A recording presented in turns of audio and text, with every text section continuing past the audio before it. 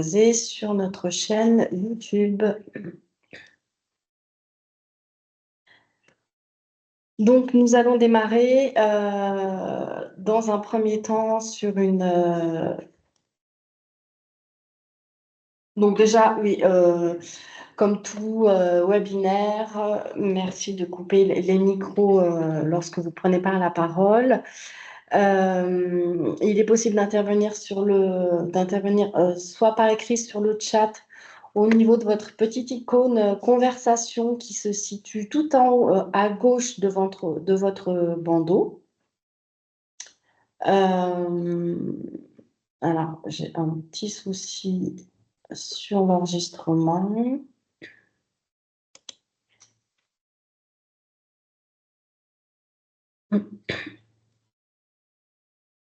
Voilà, ça y est. Donc, on va démarrer tout de suite. Donc, l'objectif du webinaire, c'est de pouvoir faciliter l'appropriation des attendus de la HAS sur les événements indésirables. On va découper le webinaire en fait à chaque fois un petit peu en 3 parties. Déjà, clarifier les éléments d'évaluation de l'objectif sur le vocabulaire qui, quelquefois, peut demander des précisions. Vous proposer quelques questionnements sur vos pratiques que vous pouvez vous poser pour pouvoir répondre à ces attendus. Et puis, peut-être aller un petit peu plus loin et sur cette troisième étape, on aura des temps d'échange si vous souhaitez prendre la parole sur ce que vous avez mis en place, des questionnements, etc. Donc, on est à 2 voix. Je suis avec Jérémy Laudrévaux, qui est ingénieur qualité. Et moi, je suis Cécile Simsac, chargée de mission pour le médico-social. Donc, sur le déroulé, quelques slides sur la présentation de la SRA Caliris. Un rappel concernant le vocabulaire sur les événements indésirables. Ensuite, on traitera les critères 2 par 2, puisqu'on a les 2 premiers critères de l'objectif qui sont des critères qui s'adressent à la gouvernance, et puis les critères 3 et 4 qui s'adressent aux professionnels. Ensuite, on fera une synthèse ou conclusion des échanges, et puis on finira par vous présenter rapidement les ressources de Caliris, la FORAP et autres. Mais l'intérêt, c'est surtout que vous allez pouvoir les retrouver dans le PowerPoint qui vous sera envoyé à la fin de ce webinaire. Donc, Caliris, donc nous sommes la structure régionale d'appui, une association loi 1901 qui a été créée début 2018. On a été désigné structure régionale d'appui fin 2018 et avec un renouvellement fin 2023. Les champs d'action, donc, c'est les démarches qualité et gestion des risques. Ça concerne le secteur sanitaire, médico-social, mais aussi la ville. Et en fait, on a finalement 4 missions principales. Une première mission, c'est d'accompagner les structures, les établissements pour l'amélioration des pratiques liées à la qualité, alors aussi bien sur la démarche de certification que d'évaluation, la gestion des risques, la sécurité des soins. On a une mission de formation à travers des webinaires ou même des sessions de formation, puisqu'on a un catalogue de formation. Et puis une mission d'information à travers des outils qu'on peut vous donner, mettre à disposition, des fiches, des livrets. Et une mission recherche sur la participation à l'organisation des soins, sur des enquêtes, etc. Donc nous, on s'appelle Caliris, on est en région Centre-Val de Loire. Et là, c'était juste un rappel pour dire que les SRA sont regroupées en une fédération qui s'appelle la FORAP, qui a, elle, un rôle de représentation auprès des partenaires et de mutualisation des compétences.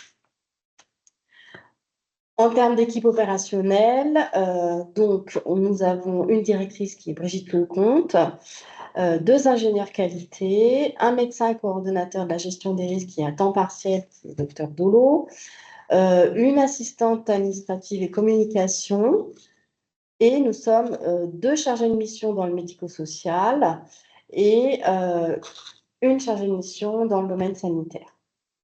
sur les orientations stratégiques dans le médico-social. Donc, c'est juste pour rappel, en termes d'activité, on a donc les webinaires, c'est des webinaires qui sont mensuels. Tous les premiers jeudis de chaque mois, on propose des webinaires d'1 heure. Et puis après, voilà, l'idée, c'est de pouvoir concevoir des nouveaux outils.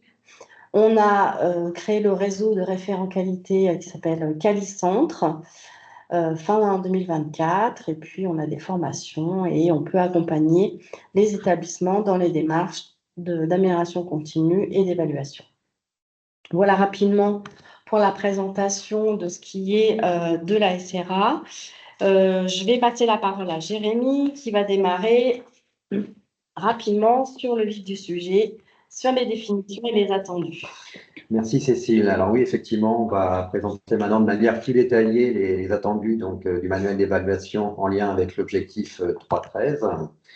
Du coup, donc cet objectif 3.13, le SSMS assure le recueil et le traitement des événements indésirables, s'intègre fait partie des 42 objectifs du manuel d'évaluation. Et du coup, cet objectif-là est composé de 4 critères.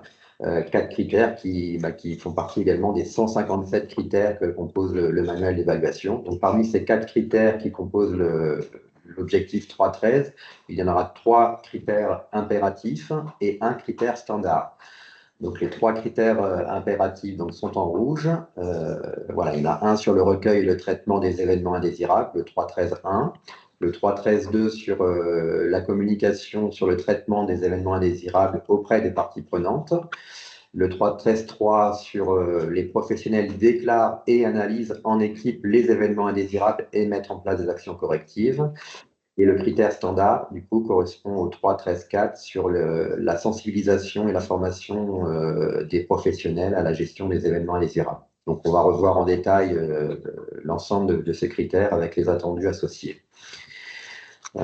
Donc, on vous a mis également une diapo plus générale sur la présentation d'une fiche critère. Donc, cette fiche critère, elle est commune à l'ensemble des critères du manuel. Donc, là, on a pris l'exemple du critère 3.13.1. Donc, concrètement, il y a une partie thématique objectif critère. Donc là, notre critère 3.13.1 fait partie de la thématique démarche qualité et gestion des risques. Avec le rappel de l'objectif et du critère. Ensuite, on a un pavé sur le niveau d'exigence et le champ d'application. Donc, le niveau d'exigence, c'est de savoir si le critère est un critère standard ou impératif. Et le champ d'application, c'est de permettre de savoir si vous êtes concerné ou pas par ce critère. Donc, dans cet exemple-là, c'est tous les établissements qui sont concernés, toutes les structures et tous les publics. Donc, voilà, ça, c'est la partie un peu variable, je dirais, selon les critères. Ensuite, on a une partie sur les éléments d'évaluation. Donc, concrètement, comment votre critère va être évalué par les évaluateurs au moment de la visite. Donc là, pour cet exemple-là, on a donc une partie entretien avec la gouvernance et une partie consultation documentaire. Et voilà, donc c'est également variable selon les critères.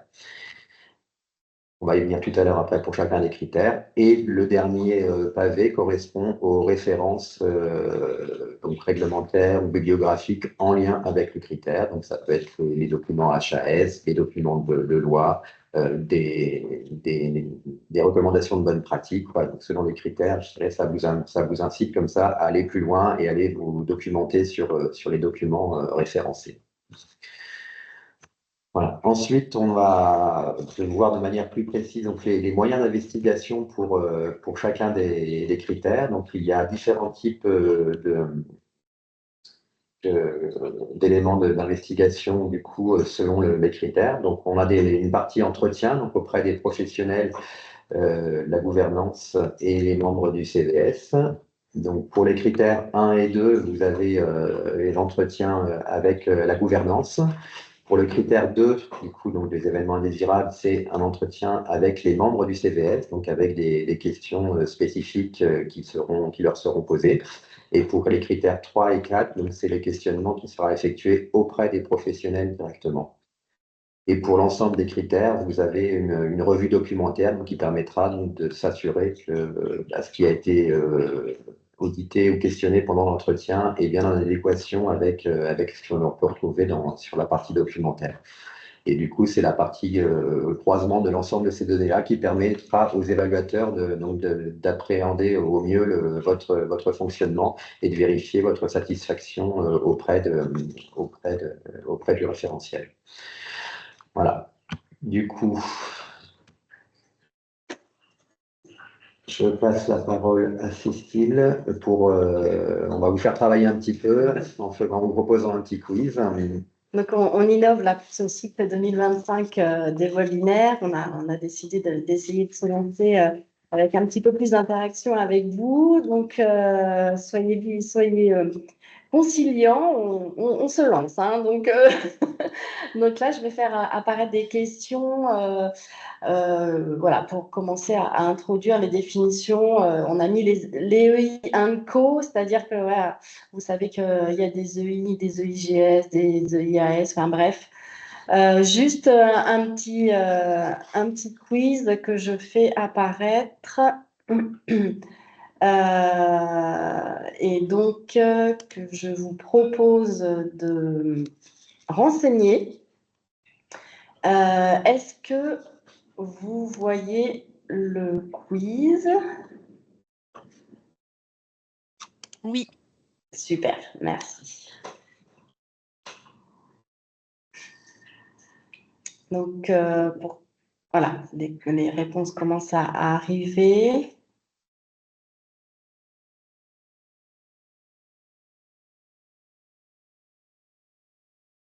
Pour l'instant, on a 4 répondants. Alors, comme je ne suis pas de l'autre côté de l'écran, est-ce que vous voyez, vous, un petit peu les réponses qui s'affichent?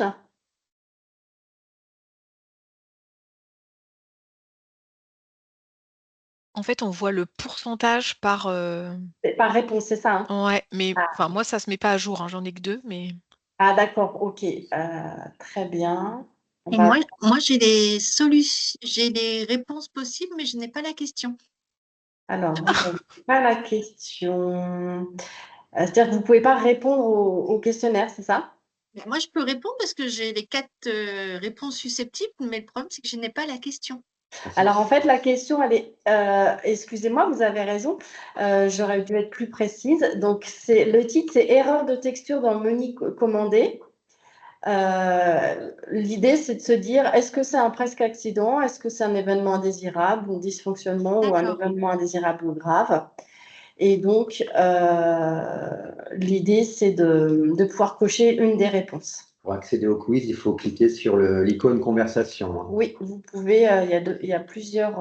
Vraiment, il n'apparaît pas en milieu d'écran. Alors, en fonction des, comment dire, en fonction des versions de Teams, quelquefois, ça n'apparaît pas au milieu de l'écran et vous pouvez normalement le retrouver dans la conversation. Bon, après, c'est, comme je vous dis, on va pas... c'est juste pour avoir un peu d'interaction. Donc, je vais... zut, j'ai fermé mon truc.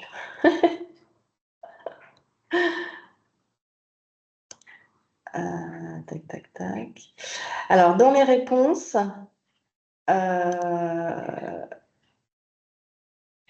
ouais. Dans les réponses, donc, on a, voilà, 83% des répondants qui ont coché qu'une erreur de texture dans le menu commandé, c'est un événement indésirable. Et 17% ont coché événement indésirable grave. En fait, donc cet événement est un événement indésirable tel qu'on l'a là, puisque effectivement c'est une erreur donc, de texture. Il y a quand même possiblement, comment dire, des conséquences qui peuvent apparaître.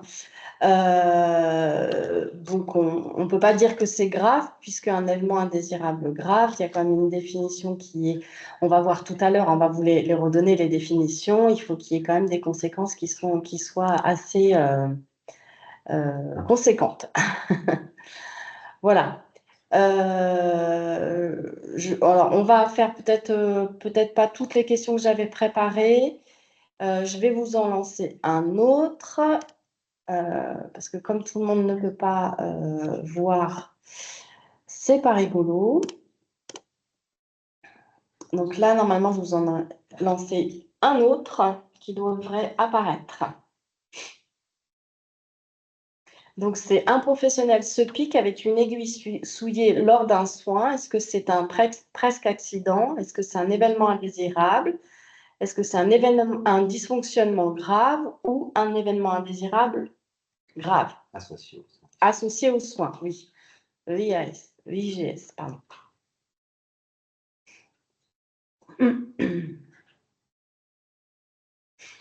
Donc là, on a 4 répondants. Peut-être qu'il y a d'autres personnes qui souhaitent répondre.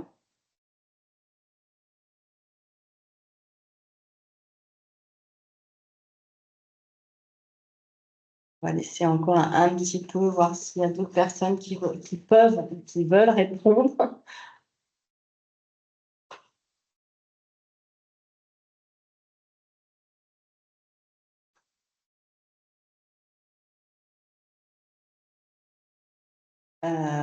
Où sont les réponses? Alors, 50-50. Les réponses, donc il y a 50% qui ont coché que c'est un événement indésirable et 50% qui ont coché que c'est un événement indésirable grave associé aux soins. Donc la réponse qui est juste, c'est un événement indésirable. Donc on va... hop, du coup, ça nous fait la transition pour revoir ensemble les définitions. Effectivement, donc du coup, sur cette diapo-là, vous avez la définition des différents types de I que vous pouvez rencontrer. Donc, je ne vais pas vous lire le détail complet, mais dans les grandes lignes, effectivement, donc, vous avez l'événement indésirable, je dirais, standard, donc qui est la première partie, donc une situation qui s'écarte des procédures ou des résultats escomptés. Ensuite, vous avez l'événement indésirable associé aux soins. Du coup, donc voilà, donc l'événement inattendu au regard de la santé ou de la pathologie et qui est en lien effectivement avec des actes de soins ou des actes de prévention, d'accompagnement. Après, on a ce qu'on appelle l'événement indésirable grave associé aux soins. Donc là, effectivement, ça répond à des critères bien spécifiques, du coup, et ça nécessite effectivement une déclaration sur la plateforme, donc la plateforme nationale.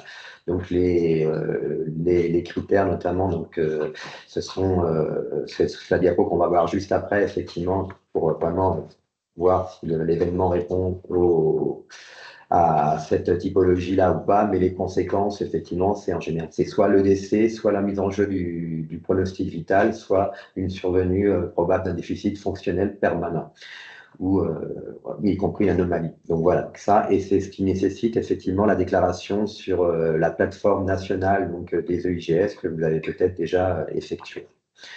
Ensuite, on a dans le pavé orange ce qu'on appelle donc, les dysfonctionnements graves, donc avec les 11 catégories d'événements.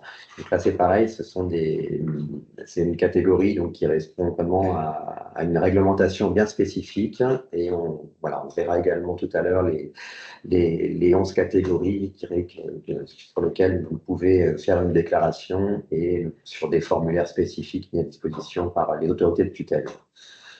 Vous avez dans le pavé du bas également donc, ce qu'on appelle des presque accidents et les événements sentinelles, du coup, donc, qui ne sont pas complètement un événement indésirable, mais qui doivent être déclarés de la même manière. Voilà. Ça fait partie des éléments qui doivent intégrer votre procédure d'événement indésirable. Du coup, pour ce que je vous disais, du coup, pour les EIGS, donc effectivement, pour savoir si votre événement indésirable, il rentre dans la catégorie des EIGS, c'est vrai que c'est pas toujours évident de savoir ou pas. Et avec cet outil-là, je dirais qui a été établi par Caliris, je dirais ça vous permet comme ça, avec 3 questions, de savoir si votre événement rentre dans ce champ-là ou pas. Donc les 3 questions, c'est est-ce que l'événement est lié aux soins ou pas, du coup avec les éléments que vous avez en dessous. La deuxième question, c'est est-ce que l'événement est inattendu au regard donc, de l'âge du patient, du résident, de ses antécédents, de son état de santé. Donc voilà, donc si c'est oui, vous pouvez passer à la question suivante. Et la troisième question, c'est est-ce que l'événement a entraîné le décès donc, de votre personne accompagnée, la mise en jeu de son diagnostic vital ou un déficit fonctionnel permanent. Voilà. Donc, si vous pouvez répondre oui à l'ensemble de ces 3 questions, alors du coup, votre événement indésirable pourrait être catégorisé en EIGS et du coup, vous devrez faire la déclaration sur la plateforme nationale avec le volet 1. Pour les dysfonctionnements graves que j'ai évoqués tout à l'heure, donc sur les 11 catégories, donc on a un outil qu'on met en place, qu'on a établi au niveau de Caliris, donc ce qu'on appelle la fleur des événements indésirables graves, les dysfonctionnements graves, et du coup vous retrouvez les 11 catégories dans ce schéma-là. Donc ce document est accessible du coup sur notre site Caliris. Et voilà, il permet de reprendre, je dirais, l'ensemble des familles qui nécessitent une déclaration. Et sur la partie basse, voilà, vous avez également un lien vers le formulaire de signalement, du coup, vers votre autorité de tutelle. Ensuite, je passe du coup la parole à Cécile pour vous présenter de manière plus détaillée les critères 3.13.1 et 3.13.2. Donc effectivement, après avoir regardé,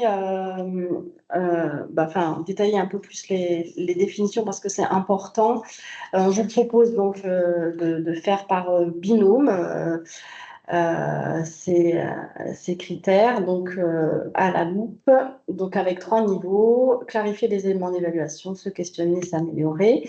Alors, dans la clarification des éléments d'évaluation, donc cette slide-là, finalement, elle reprend le référentiel tel qu'il, sous un autre format, mais ça revient au même. Donc, on est sur 2 critères impératifs où c'est la gouvernance qui est interrogée. Voilà, et donc là, on vous propose de clarifier quelques éléments, le vocabulaire des éléments d'évaluation. Qu'est-ce que ça veut dire organiser le recueil, puisque le premier critère, c'est le SSMS organise le recueil et organise le traitement. Eh bien, qu'est-ce que ça veut dire? C'est mettre en place un système qui permet de recueillir sur un support dédié les événements indésirables. Organiser le traitement, c'est mettre en place un système pour examiner, traiter, gérer les informations qu'on a recueillies lors de la première étape de recueil. Ensuite, dans le critère 2, on a le SSMS communique et signale les événements graves aux autorités et communique auprès des parties prenantes. Les parties prenantes, c'est les personnes accompagnées, l'entourage qui ont été victimes ou personnes prenantes dans l'événement indésirable, les professionnels déclarants également, c'est des parties prenantes, l'équipe qui est concernée, quelquefois dont les intervenants libéraux, si jamais ils sont concernés aussi. Mais les parties prenantes, c'est aussi le CVS, la direction. La déclaration aux autorités, donc ça concerne les événements indésirables graves associés aux soins et les dysfonctionnements graves, comme Jérémy vous le disait tout à l'heure, avec 2 circuits de déclaration aux autorités. Voilà pour ce qui est de la clarification de certains éléments d'évaluation. Maintenant, on va pouvoir proposer quelques questions à se poser sur vos pratiques concernant ces 2 critères pour pouvoir répondre et être sûr qu'on est sur les attendus. Donc finalement, c'est comment vous vous organisez sur le recueil. Est-ce que vous avez quel circuit de recueil? Est-ce que vous avez une fiche de signalement? Est-ce que vous avez Vous avez une procédure. Est-ce que les événements indésirables qui nécessitent une analyse des causes profondes, est-ce que sont sélectionnés avec des critères qui sont définis? Comment vous communiquez? Comment vous signalez? Etc. Donc ça, c'est voilà, quelques questions qui sont, alors elles ne sont pas exhaustives, elles sont pas, voilà, c'est juste pour vous donner des orientations sur ces 2 premiers critères, sur les pratiques dans l'établissement. Ensuite, au niveau des éléments de preuve, donc vous a sélectionné un petit peu les incontournables en termes d'éléments de preuve sur ces 2 premiers critères. Ça va être la procédure de gestion de recueil de gestion, la fiche de recueil, la charte d'incitation à la déclaration, on y reviendra tout à l'heure, le tableau de suivi des événements indésirables, la traçabilité de l'information, de la sensibilisation auprès des professionnels et du CVS, par exemple, les retours aux déclarants et la communication également au niveau du CVS et des professionnels. Donc là, bon, globalement, c'est un peu les incontournables. Normalement, vous devriez avoir ces éléments-là dans votre organisation et vous devriez pouvoir les montrer aux évaluateurs lorsqu'ils viennent vous entendre sur ces questions-là. Donc, pour rappel quand même, on est sur des critères impératifs, ce qui veut dire que vous devez un niveau qui est tout à fait satisfaisant, c'est-à-dire le niveau 4, au niveau des cotations. Si ce n'est pas le cas, eh bien, il n'y a pas non plus péril en la demeure, hein, on est dans une démarche d'amélioration continue. Et l'idée, c'est de se dire, OK, bon, on n'a pas atteint 4, très bien, mais qu'est-ce qu'on va mettre en place pour s'améliorer? Et donc, il est prévu dans l'organisation d'évaluation que vous puissiez élaborer votre plan d'action d'amélioration et le transmettre aux autorités compétentes si vous n'avez pas atteint le niveau 4. Voilà. Alors, pour atteindre le niveau 4, on a quand même des attendus qui ont été précisés en fin d'année, là, et j'en profite pour vous remettre un petit peu l'infographie qu'on avait proposée. Donc, un niveau 4, ça veut dire que quand on interroge le SSMS, le critère, il doit être défini, connu, traité, il doit y avoir une organisation, il doit y avoir une traçabilité, des procédures, et ces supports doivent être mis à disposition auprès de tous les professionnels. Et vous devez également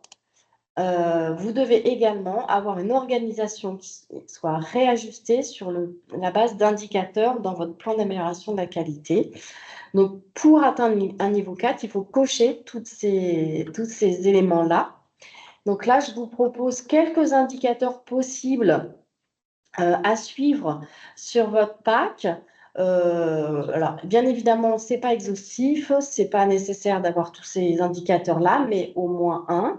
Voilà, ça peut être le nombre de déclarations, le nombre de signalements aux autorités, le nombre d'événements indésirables analysés, le nombre de bilans présentés au CVS, etc. Donc voilà, ça n'a rien d'exhaustif, mais ça reste des pistes pour pouvoir atteindre un niveau 4. Ensuite, sur les éléments de preuve, pour atteindre le niveau 4, il faut qu'elles soient à jour. Il ne faut pas que vous ayez des procédures qui datent de Mathusalem. Et il faut qu'elles soient diffusées, connues des professionnels. Donc, les professionnels, on va leur demander sur les autres critères comment ils procèdent et est-ce qu'ils connaissent l'organisation. Il faut qu'elles soient mises en application de façon systématique, ces preuves, c'est-à-dire que tout le monde doit faire pareil et doivent être également réévaluées. Voilà. Quelques éléments sur cette partie-là. Alors là, attention, on a décidé de faire un petit sondage. Je vais essayer donc de le déclencher. Hop.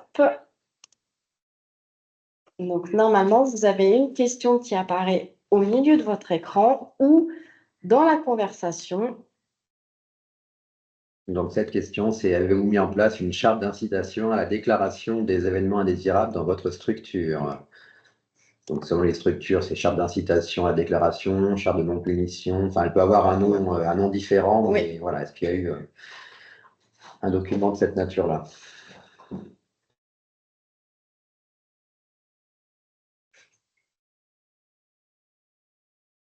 Donc là, pour l'instant, il y a 7 réponses. Peut-être qu'il y a d'autres personnes qui peuvent répondre éventuellement.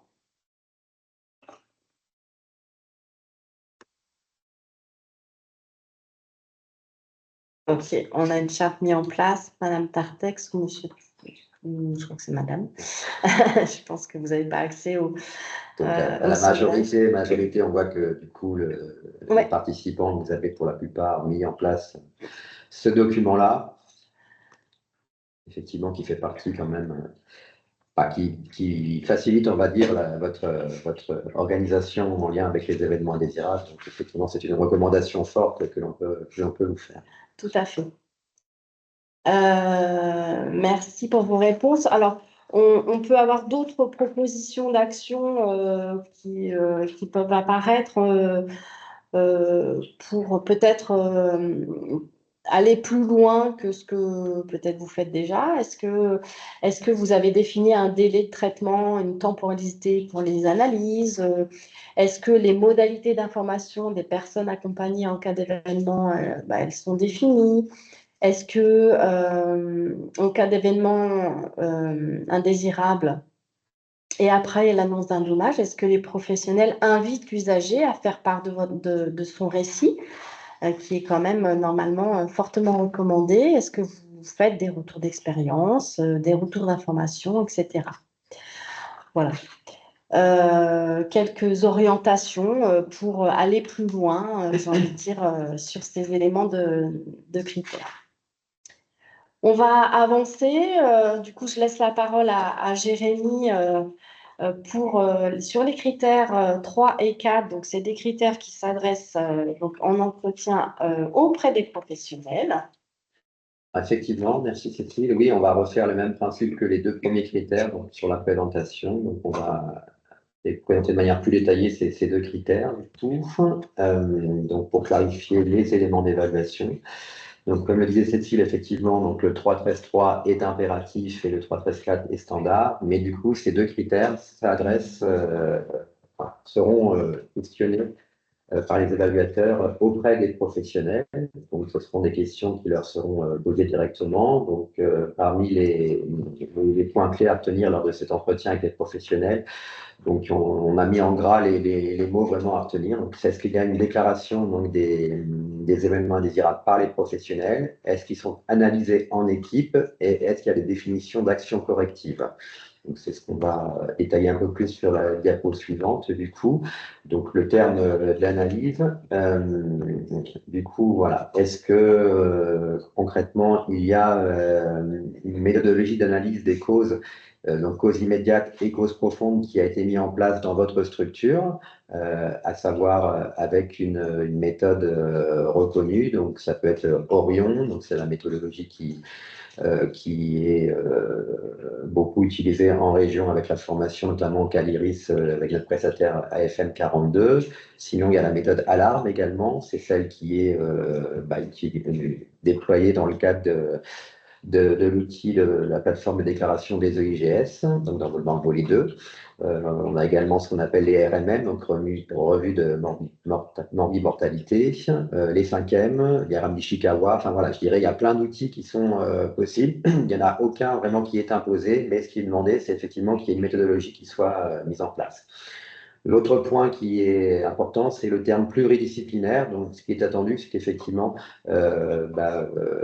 différentes fonctions soient intégrées dans cette analyse, et notamment les différentes fonctions qui ont pu être présentes lors de l'événement indésirable en lui-même, pour qu'au final, l'analyse soit la plus pertinente possible avec toutes les composantes des différents professionnels.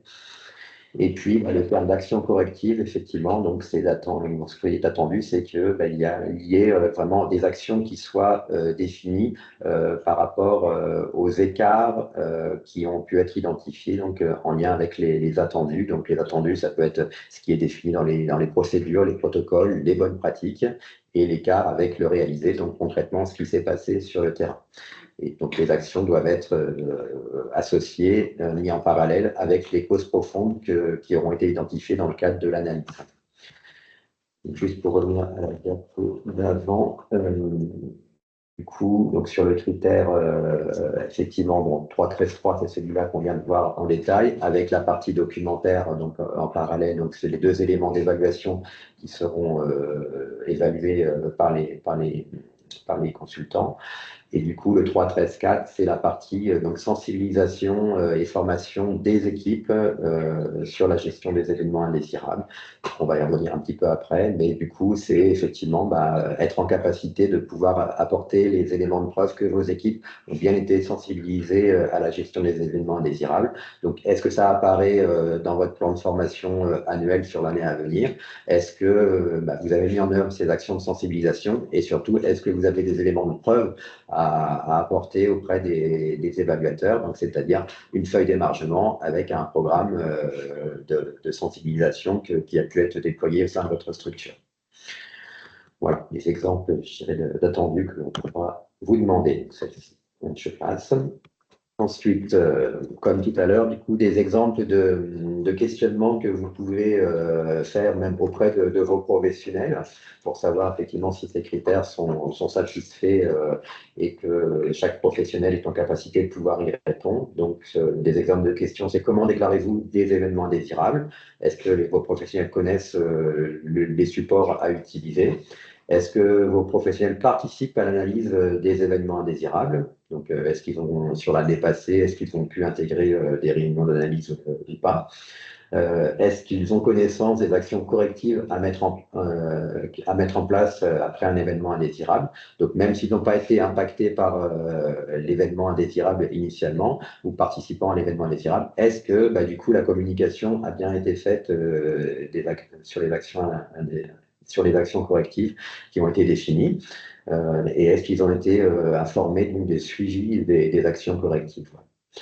Et puis, une autre question, effectivement, est-ce qu'ils ont été sensibilisés à la déclaration des événements indésirables? Donc voilà des exemples, je dirais, non exhaustifs, mais de questions qui pourront être posées et sur lesquelles vous devez déjà travailler en amont de votre évaluation pour vous préparer au mieux le jour de la visite.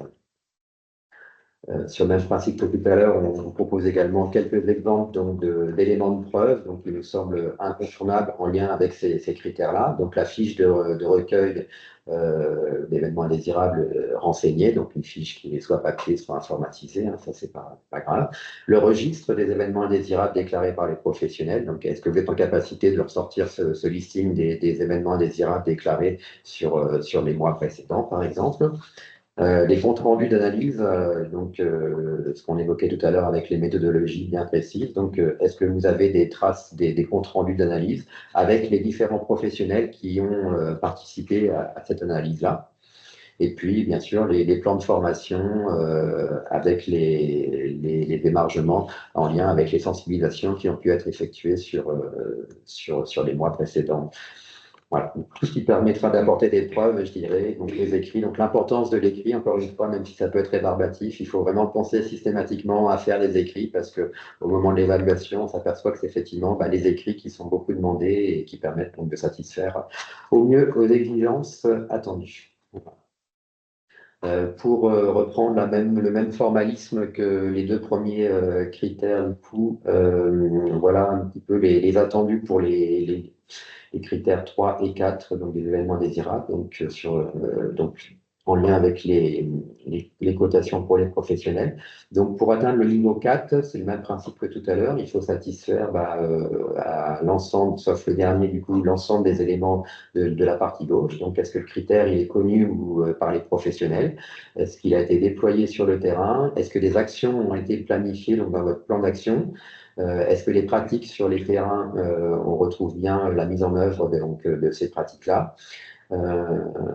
Est-ce qu'on retrouve la traçabilité des actions? Et puis, bah, pareil que tout à l'heure, du coup, on a encadré la partie donc, pratique réajustée sur la base d'indicateurs dans votre plan d'action.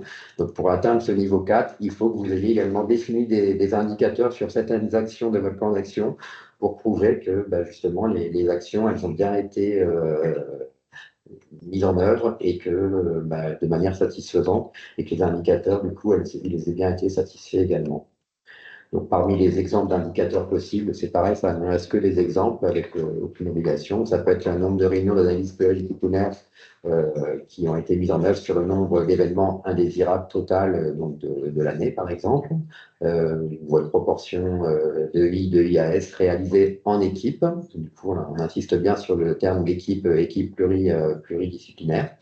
Et puis, par exemple, un autre indicateur, c'est le nombre ou le taux de professionnels formés ou sensibilisés au recueil et à l'analyse des événements indésirables. Voilà, c'est des recueils, des indicateurs qui sont relativement simples, je dirais, à mettre en œuvre, mais ben, voilà, ça permettra d'apporter des éléments de preuve, en tout cas, comme quoi vous pouvez bien atteindre le niveau 4.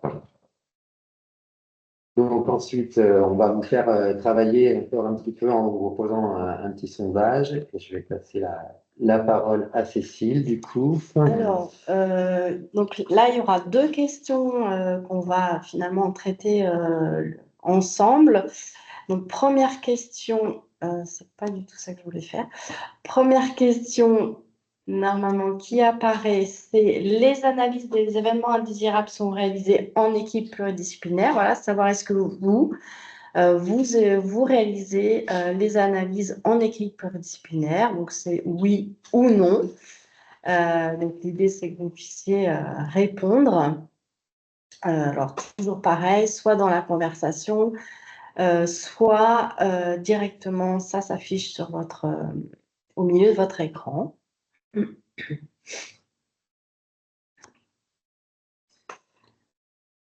Donc, pour l'instant, il y a 30% qui ne réalisent pas d'analyse en équipe, pas toujours dans la conversation.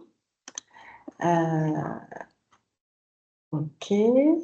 Donc là, voilà, c'est pareil. C'est quelque chose qu'on ne peut que vous encourager à faire de toute façon. Voilà, c'est vraiment quelque chose qui est plutôt attendu dans le cadre de l'évaluation. Donc, bien intégrer les différentes fonctions dans vos analyses pour que les analyses soient faites de manière la plus pertinente possible.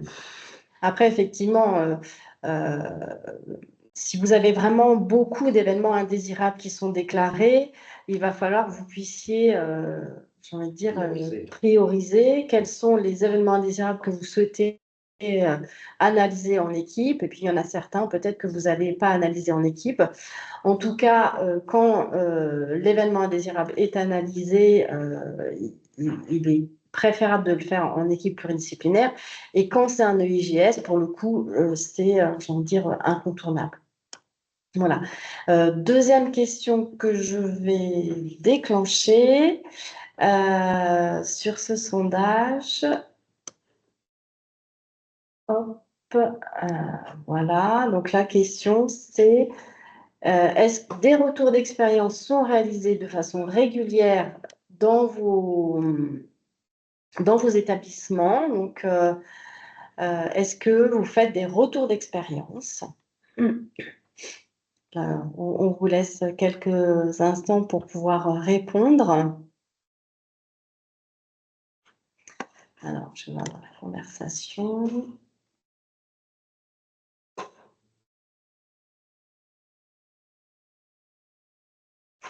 Peut-être d'autres personnes qui vont pouvoir répondre. Alors, vous pouvez répondre dans le fil de la conversation hein, si vraiment vous n'arrivez pas avec le sondage. Ça ne marche pas toujours très bien.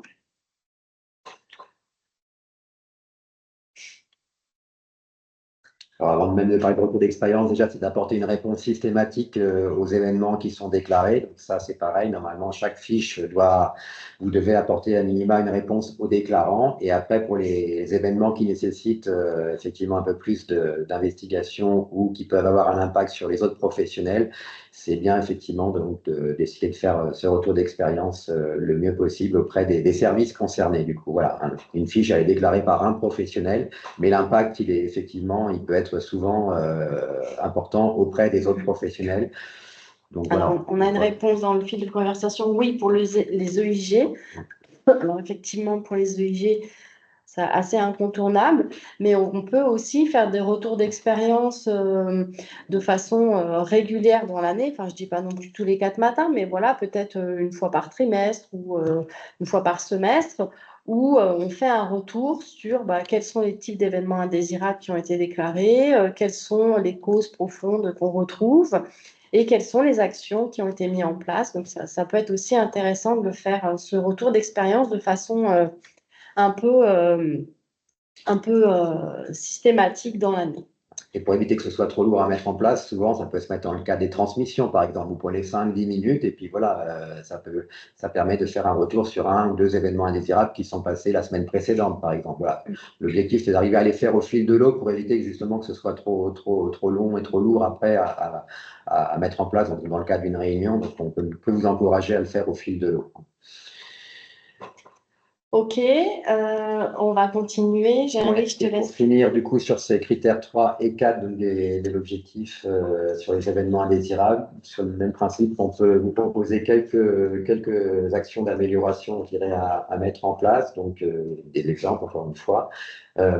Voilà, est-ce que vous avez permis à la personne accompagnée donc d'être impliquée dans l'analyse, voilà, de participer à la réunion ou aux définitions d'actions, et puis également retour d'expérience. Donc c'est des choses c'est des organisations qui se mettent en place dans certaines structures. Effectivement, ça apporte une réelle plus-value. Est-ce que vos équipes ont été sensibilisées, formées à la déclaration des événements indésirables et aux méthodes d'analyse? Donc ça peut intégrer votre plan d'action si ce n'est pas le cas. Est-ce qu'il y a un suivi de la mise en œuvre des actions qui est bien organisé chez vous? Du coup, est-ce que votre plan d'action, il suit bien un certain formalisme avec la définition d'échéances, des responsables d'action?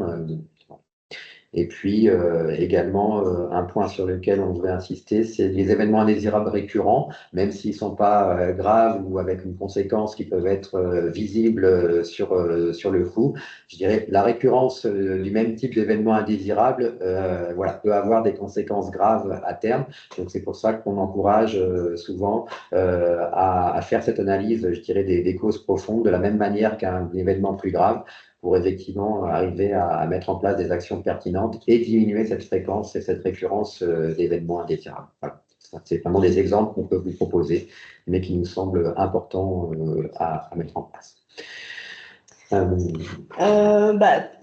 on voulait vous entendre. Est-ce que vous, de façon globale, est-ce que vous avez des actions que vous avez mises en place ou que vous souhaitez mettre en place dans vos organisations dans le cadre des événements indésirables? Alors, soit vous activez vos micros, soit vous pouvez écrire dans la conversation. Donc voilà, on est curieux de savoir. Des actions valorisantes, ou des organisations à valoriser et à partager, ouais. Tout à fait, qui permettraient peut-être à d'autres structures d'en bénéficier. Ou si vous avez des bonnes idées, je dirais, voilà, elles sont les bienvenues. À vous la parole. S'il y a des gens qui veulent ouvrir leur micro et prendre la parole.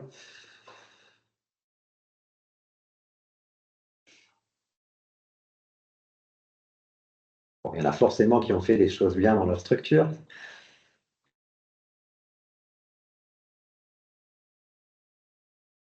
Bon, non, vous ne souhaitez pas spécialement échanger sur le sujet, peut-être plus tard ou à la fin.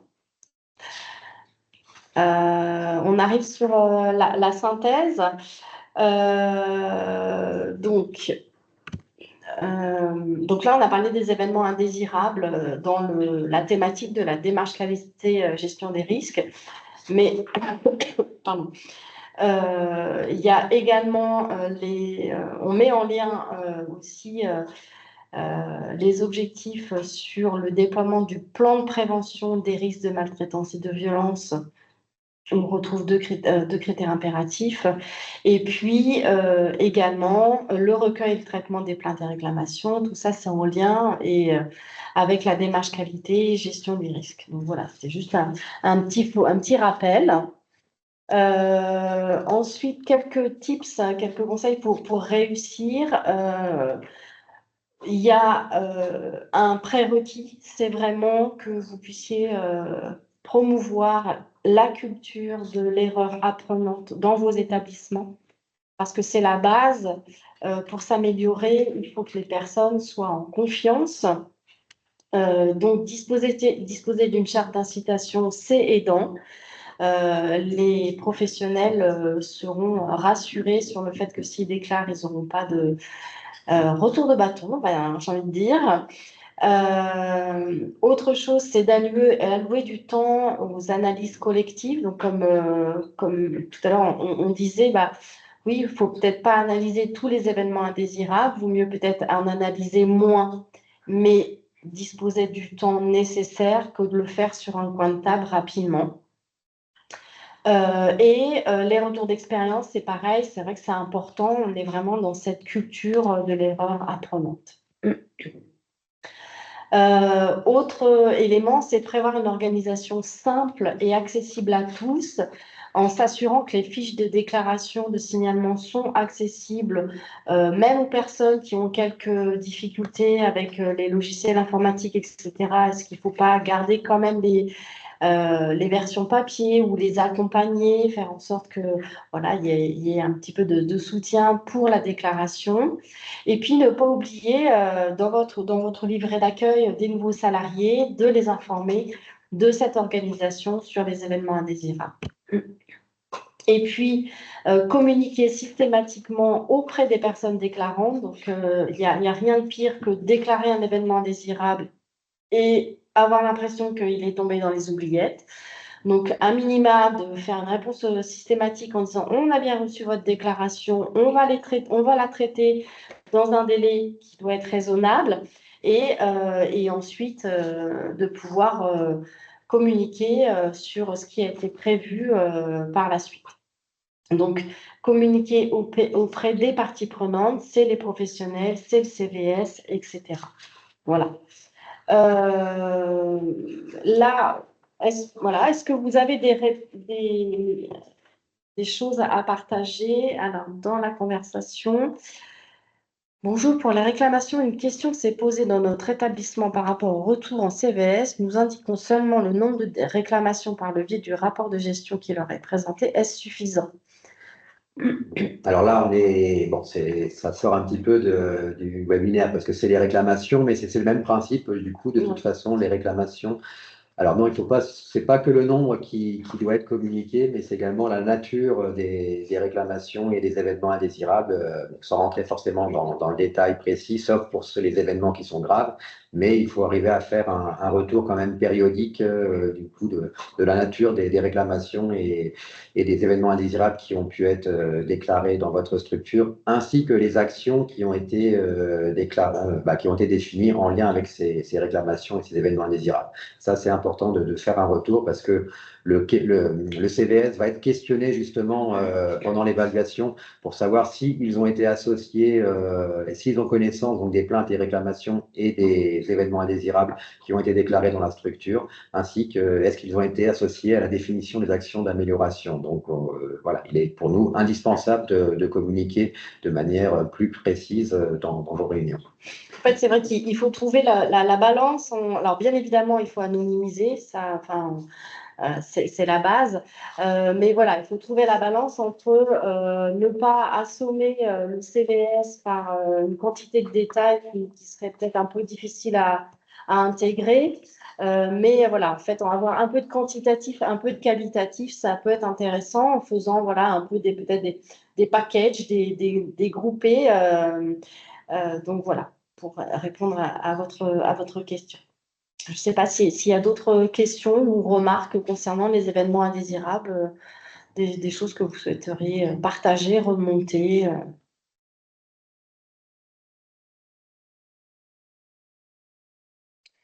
Ok. Alors, sur les ressources, vu l'heure, je pense que ça va être compliqué.